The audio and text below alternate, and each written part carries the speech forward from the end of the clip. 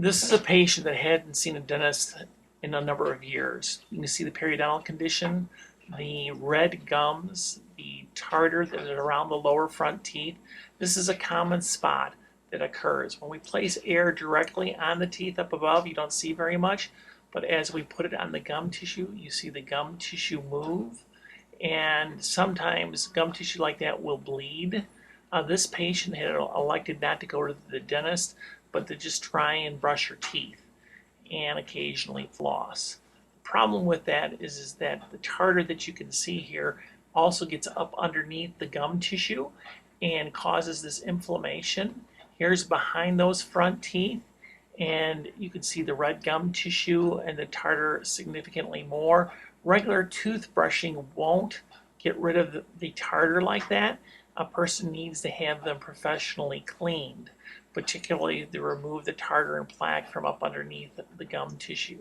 Now, this person had this condition for quite some time, and oftentimes this is between the first and second molar, where there's a salivary gland. The parotid comes out near the cheek area, calcifies the plaque and tartar quicker, and you have all that yellow tartar there.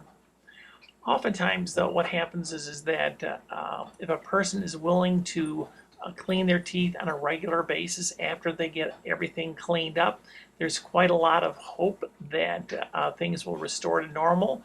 And when you see what it looks like 3 months after we cleaned up her teeth, there's been quite a lot of progress.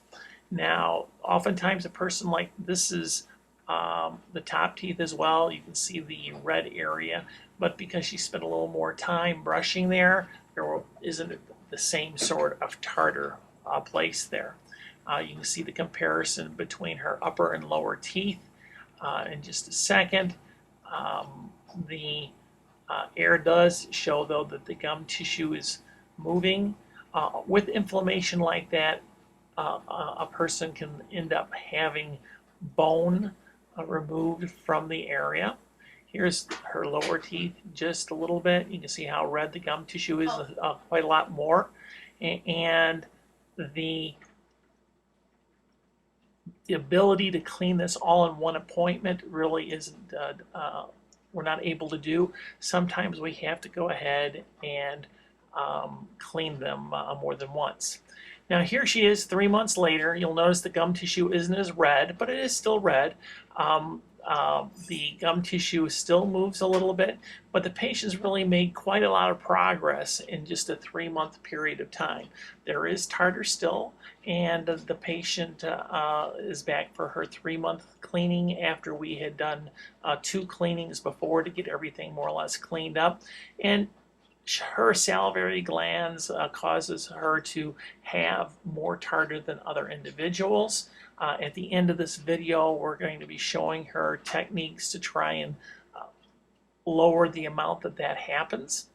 And we will, hopefully the next 3 months that we see her, she'll be even doing a better job.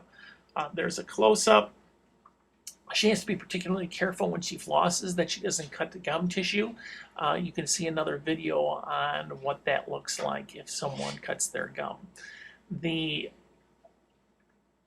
better approach, particularly for the lower and posterior teeth, is what's called a rubber tip. That's what this is. A person, I'm just showing you that that's not plaque. That yellow area that's been dried off, that's tartar, and that needs to be taken off with a stronger instrument.